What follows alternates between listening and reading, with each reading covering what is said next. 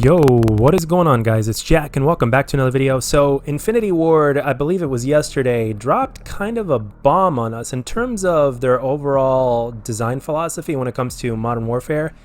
And I know I've been kind of in a sense almost shitting on the game, so to speak, whenever I speak about my opinions of it and how I think it's overhyped. But right now in this one, I actually have something good to say just from that article that I read, and I'm going to leave the description down in below, but Charlie Antel posted it.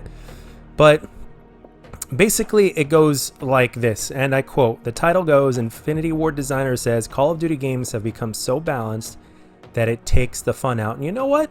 To a certain degree, I actually agree with this. I mean, a lot of players over the years have actually been asking more and more. It's like, why do you have to nerf a weapon? Can't you guys just buff anything else? Now, in all due respect to Treyarch and the other guys that have basically tried to make Call of Duty balanced by basically nerfing things that were just too overpowered, I understand where they're coming from, even from an esports perspective. Whether it was an esports perspective or not, I kind of understand where they're coming from because, well, to them it's all about testing and timing and stuff like that, and but the thing is that if you enjoyed a certain weapon before and it got nerfed too much, all of a sudden you wouldn't enjoy that weapon anymore because it wouldn't be valuable enough to use, and you wouldn't be able to get any kills with it, or as much as you used to, because they just nerfed it too much in order to try to bring balance.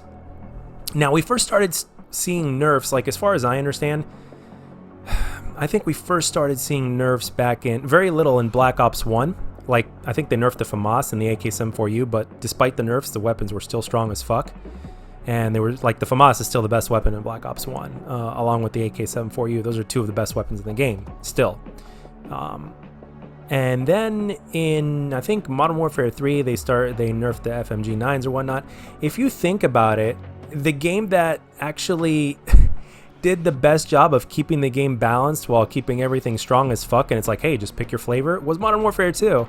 Everything in Modern Warfare 2 was strong. So therefore, in a sense, it was balanced, but it never got boring because, well, you just pick your poison. For instance, some people might take the SCAR over the FAMAS or the SCAR over the ACR simply because of the fact that, well, they like its recoil pattern a little bit better, even though Modern Warfare 2 didn't have much of a recoil pattern from what I remember.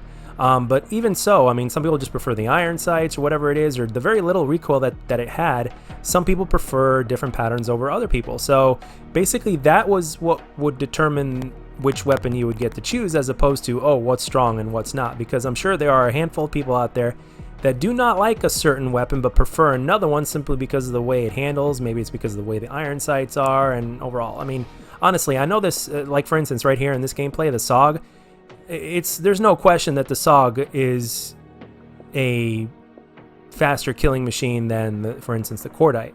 But I enjoy the Cordite more because I like the iron sights a little bit more, and I like the recoil pattern a little bit more, and I'm able to, and also at the same time from a distance, I'm able to pick people off better than I am with this gun here.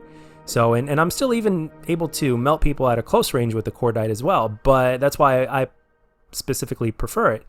And I think that's what Infinity Ward is going for when it comes to the weapon customization, the weapons class, and the overall balance philosophy that they just mentioned that they're going to do with their game.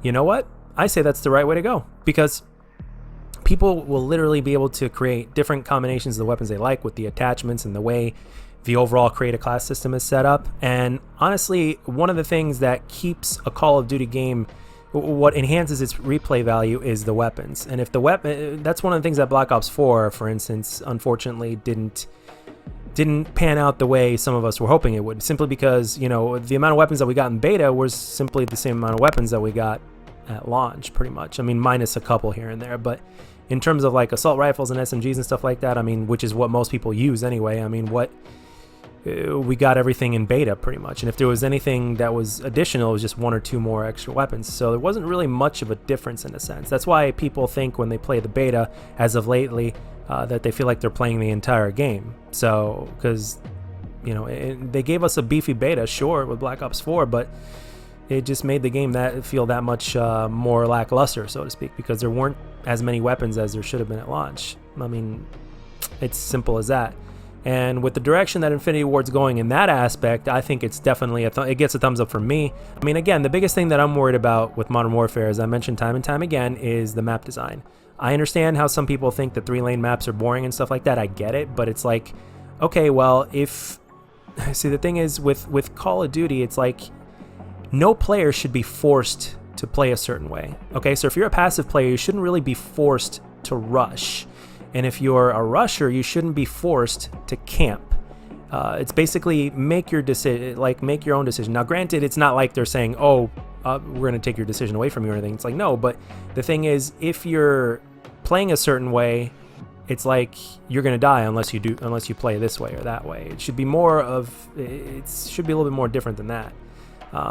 Hopefully the maps are balanced enough to where all play styles are welcomed, like Infinity Ward says they are, but it's no secret in terms of the level design and in terms of some of the things that they've mentioned in some of their interviews that, you know, they're very much all about the camping play style. So hopefully that won't kill the game in terms of the, you know, the way the maps are designed, and hopefully it just doesn't end up being boring, because the game has so much potential. And that's one of the reasons why I beat up on the things that I see as hard as I do, because here's a Call of Duty game that, according to many, has the most potential and is one of the most looked forward to Call of Duties in a long ass time, and all of a sudden it would be a shame if that game was ruined by very bad map design that just encourages people to just sit behind head glitch. Head glitch versus head glitch it's boring. It's not COD.